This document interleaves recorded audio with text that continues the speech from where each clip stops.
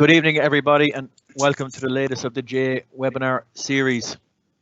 For this evening's session, we have two presenters. We have Dr. Brian Cuthbert from Cork and Michael Dempsey, who, as you would know, has been heavily involved with the Kilkenny hurling teams over the last 15 years or so at this stage. The presentation that the two gents are going to present here will be about the new GAA player development framework and the work that Michael chaired and Brian was so heavily involved with the Talent Academy and player development group over the last number of years. So Michael, over to you.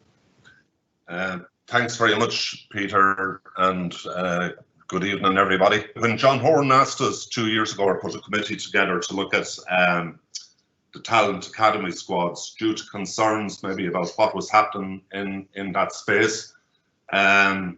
A committee was set up, and we decided for the consultation to be meaningful, we decided to visit every county in Ireland. So that was a huge amount of work for our committee, and we were assisted by a lot of full-time staff. We had a great committee from all over Ireland, from a hurling background, from a football background, all actively involved in coaching at the time. And I would like to pay a tribute to our secretary, who was Jenny Duffy, who did Trojan work along with Brian Cuthbert, and along with the rest of the committee. We really had a very good committee, and we learned a lot from each other.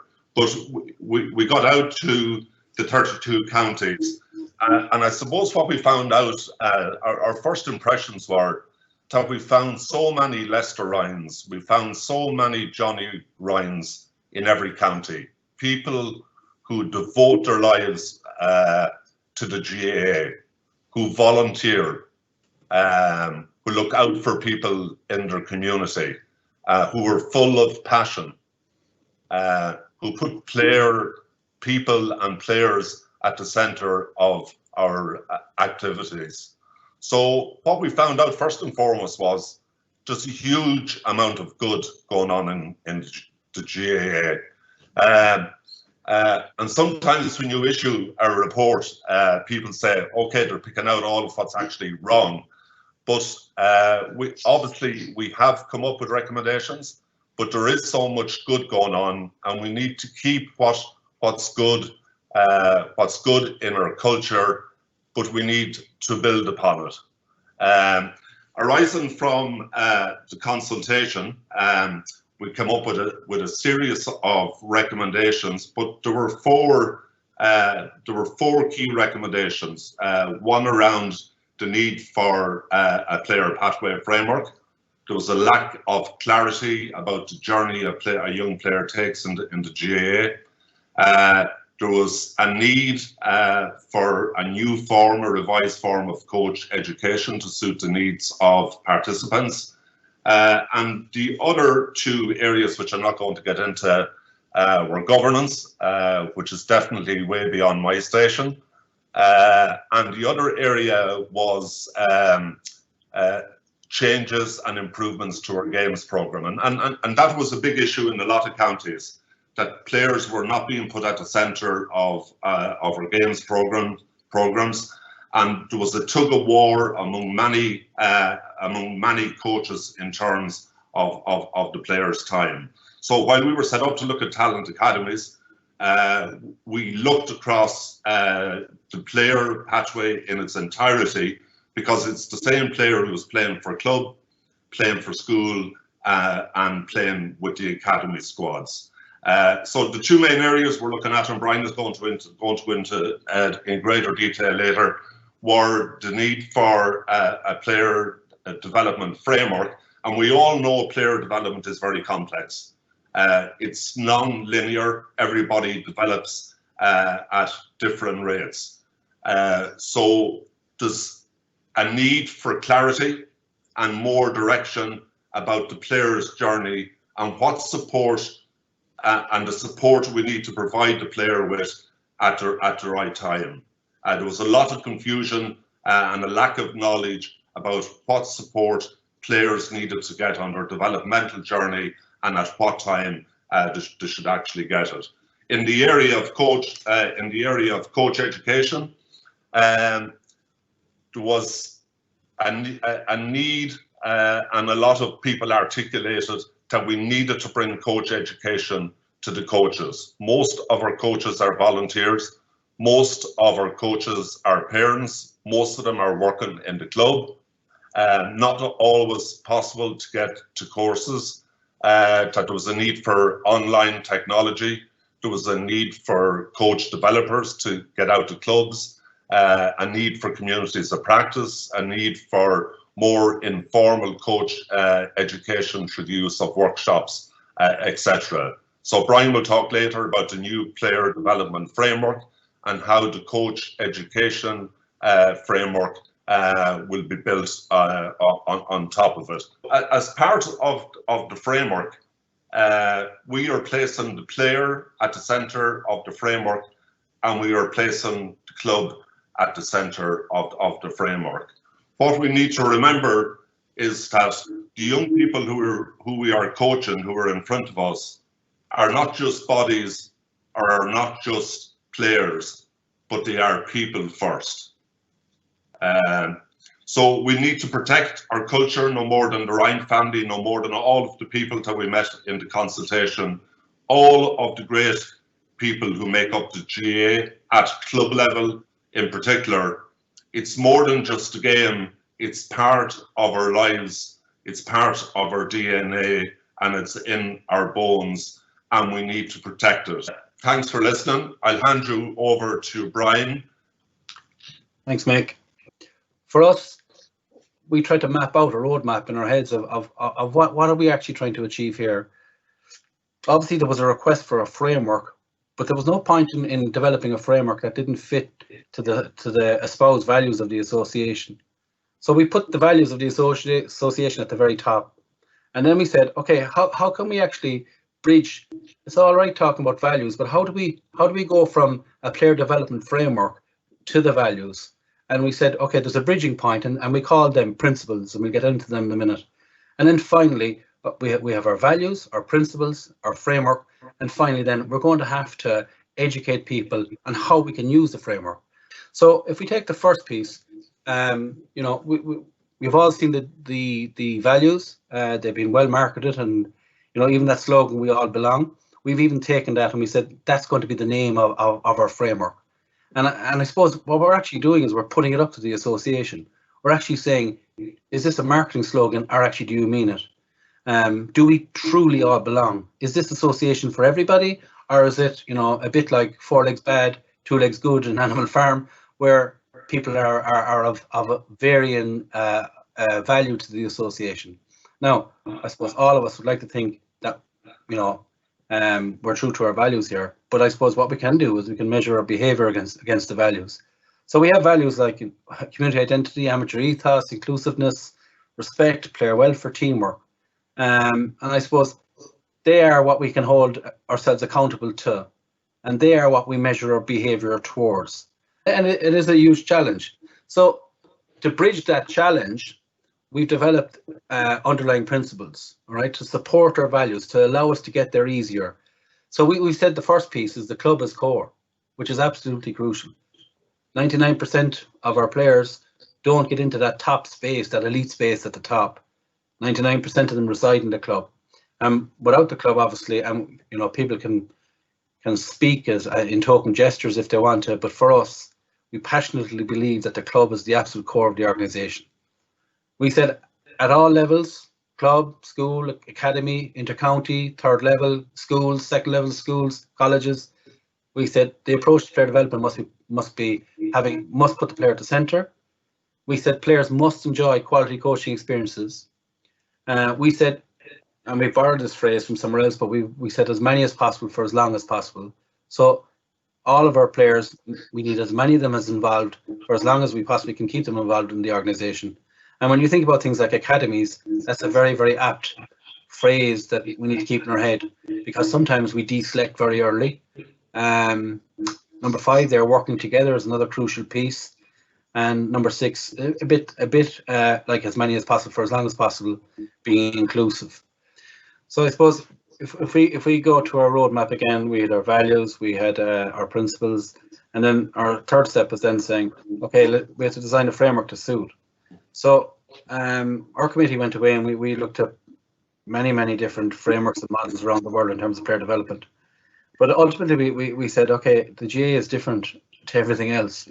And ultimately we said we need to develop our own approach in lots of ways, but at the same time we need to be guided by research. Because we couldn't just pluck something out of the sky. It would make very little sense. So what we've developed is based on a model from Australia, or a framework from Australia.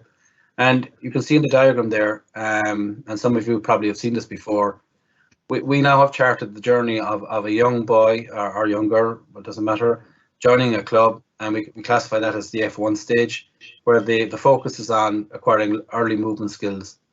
Then they move through their club nursery, and they move to the F2 stage, where the focus is on skill acquisition and refining the movements that they've learned at F1. And obviously all of us who've done maths in school, we look at the Venn diagrams with trepidation at times, but the bits that you remember is that the transition point. So that first transition there between F2 and the blue circle, the big blue circle in the middle is the club. And we classify the club obviously from nursery all the way to the last day you play a game and hopefully continue on an administrative role with the club. But that first transition piece there is probably that under 12 piece when you've left primary school and you're moving into secondary school. There's a bit of work to be done there in making sure that we can transition players a bit better so that they move on to their first experience of formal competitions at under 13 level. So once you enter into the formal competition, you're in the F3 stage. That's the big piece of our player development framework. And that's, as I say, we classify as the club as such. Really, within that piece, there needs to be a yellow dotted line go across through the Ballyhale players there. They love to hear me saying that. A yellow dotted line across the players to signify the transition between minor and adult games. And that's something we're going to add as we go along, because that's the next big transition piece. So now you're finishing secondary school, and you're moving from your underage team up into the adult part of the club. And again, we know from research that we do have a huge fall off between the ages of 16, 17, all the way up to 21, 22. So getting the competition and the games program right around that transition piece is another story, and it's a big debate in the GAA, and we're not here to answer those questions. But certainly there's need to get that piece right. Another key transition piece, obviously, is you can see the brown circle there, T1, 2, 3, and 4. That's the talent space, which most of you would know as schools of excellence, development squads, academies, minor squads, under 20 squads, and even third level squads. And sometimes players, and very, very rarely, will move to T1, to T2, onto T3, onto T4, and ultimately up into E1. That transition there between T1 and the blue space, the club again, is another very important piece, because we've learned that deselection at academy level causes issues for lots of people in terms of how it's done. So again, there's a piece of work there. And let this transition then between the T4 space, the third level space, and the intercounty senior space, that's another piece that needs work, because we've lots of players who break through maybe later at 22 or 23, and there's need for work around those 2 or 3 years in terms of managing that breakthrough. So at each of these stages or phases, the F1, F2, F3, T1, 2, 3, 4, and E1, what we said was, from here on in player development, everybody in the country is going to recognise that we are focused on the player, his environment, and the game. Through our players having an interaction with their environment and an interaction with the game, we ultimately, through an organised framework, can develop values underlined by the principles outlined. What we're looking at here is we've put on 3 6s, right? And again, this is to simplify matters. We're looking at 6 attributes that we want to develop. We're looking at 6 assets within the environment, and we're looking at 6 standout points about the game in terms of our approach to coaching. There has to be an attempt here of what is it actually we're about. We're about developing values across the organisation. Values will never be developed unless players and people have the attributes needed for the values to develop. And we focus in on these 6 players who are absolutely passionate. In other words, for me, and again, when I say for me, I'm speaking on behalf of our committee. In terms of passionate, it means, almost in love with the GAA. I think all of us are in some way in love with the association. We do so much for little benefit in terms of return to you, but we like giving of ourselves to other people. Respectful, I think there's a huge job of work done on that over many, many years already. But again, there's lots of things we need to build into our game, and starting at underage level, I see lots of teams, obviously, after games are played, lining up, shaking hands. But suddenly when we get 13 or 14, even 15, we seem to forget about it and we just walk off the pitch after shaking one person's hand. Why all of a sudden do these things change? Commitment obviously is a crucial piece in terms of, regardless of the level of the player in terms of capabilities, we want to have players who are committed to the organisation and committed to their club, their school, their county. Resilient is an interesting one, because we hear a lot at the moment of young people especially, who lack resilience. I actually, I obviously believe resilience is crucially important in terms of developing as a player and as a person. But the last 3 months have taught me that maybe we weren't giving these young people enough credit, because I've seen a lot of them, certainly I work in a primary school, I see a lot of young people who are extremely resilient, who are extremely adaptable, and who just seem to have got on with things, whilst us as adults have questioned things hugely. The kids have just gone on and got going. Creativity, another crucial piece in terms of, the type of training that we're going to, hopefully provide for people, will involve problem solving, giving players input into tactical formation, giving players a voice, and creativity is a crucial piece on that. And finally, responsibility. The environment, then, when we look at the key supports, and chief among those supports are coaches. So it's fine and well talking about developing key attributes, but coaches obviously have the key role, the greatest role in absolutely working with players at various levels. But I suppose Mick mentioned earlier on coach education. Without a new approach to coach education, this system or this approach is not going to work.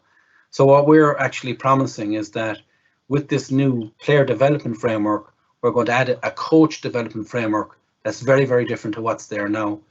Other people then obviously have key roles as well. We seem to forget about parents, but ultimately parents are seen as resource in terms of buying gear and dropping and collecting and providing food. I think if we're true to a fully holistic player development framework, parents have to be educated regarding what we are and what we're about. The next piece is teachers. Again, when we did our consultation, they would have felt that they were out on a limb, that they would have felt that they were toiling away on their own. They would have felt that they were, in some instances, alienated. But again, if we're true to our word, coaches, parents and teachers working in tandem really, really brings the full picture together in terms of developing the 6 attributes that we spoke about. Sometimes we forget about peers and role models. The other piece then is games program and the GAA system. The games program, obviously, Mick alluded to earlier on regarding a proper games program, having the right amount of games in football and hurling across the country, in every county. And finally, the GAA system, which is our culture, our values, our administrators, the whole system, and getting that aligned to our 6 attributes at the start in terms of the player, getting the GAA system aligned to coaches, parents and teachers, absolutely crucial. And then in terms of the game itself, we constantly wanted to check our checklists ourselves against these 6 principles, coaching principles. Enjoyment, which is slightly different to fun. Mick always says that something can be fun, but it may not be, and I think I'm quoting you right now, Mick, it may not be enjoyable. That enjoyment also always involves some element of challenge. So we want to stretch players, absolutely stretch them to their limits, so they will actually enjoy it when you challenge them. So that point on enjoyment and challenge kind of come together. We want activities that where all players involved all of the time, so we don't want any bus queues, we don't want any 6 or 7 guys waiting in a queue waiting for a go. We want obviously the coaching to be player centered, and a huge part of that obviously is building proper relationships with between coaches and players, giving feedback, giving advice, making people feel valued. That one down there on the left, the last one, looks like the game. So, excuse me, everything that you do, almost everything you do, should resemble the game. And finally, constant decision making for players, constant problem solving, constant players coming with answers rather than you. Thanks very much, Brian. I think it was important to go through that presentation and give people an idea of what's coming down the line. It's obviously at an early stage, and as Brian said, there is a commitment at the highest levels in the GAA to implement what Brian is talking about in terms of the player development framework and the coach education framework.